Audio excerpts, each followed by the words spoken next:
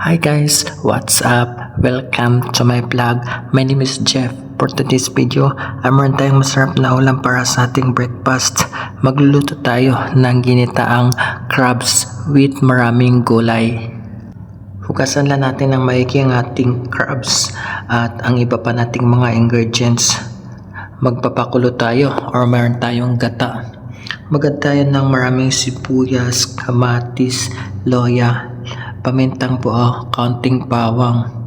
Nag-add pa tayo ng ating bay leaf, isang cardamom seed, and kaunting green chili. Papakulay lang natin ito guys, yung ating gata, or lulutuin natin ito hanggang maging malinamnam ito. And mag-add tayo ng ating salt and pepper.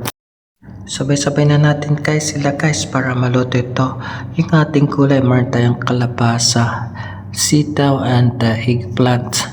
Ilagay na rin natin ang ating crabs para maluto na rin ito. Meron pa tayong fresh green leafy vegetable. Pag naluto ng ating crabs ay i-add na rin natin, huli natin itong ilalagay kasi madaling maluto. Salt and pepper lang guys ay okay na ito. Masarap na, creamy na ang ating gata. Gawa tayo ng ating healthy and yummy cold drinks. Meron tayong lemon with fresh mint. Nag-add pa tayo ng ating cucumber, and yung ating syrup ay meron tayong date syrup para medyo matamis siya. I-blend lang natin ito guys, blend it well, at meron na tayong so healthy, so yummy, so refreshing cold drinks. Gagawa tayo ng ating hot drinks. Meron tayong onion tea combined with green tea, slice of onion, konting bawang, loya, 5 pirasong cloves, pamintang buo.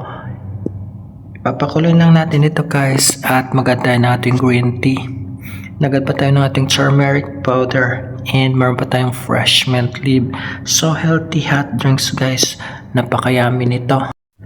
Kain tayo guys for masarap na breakfast.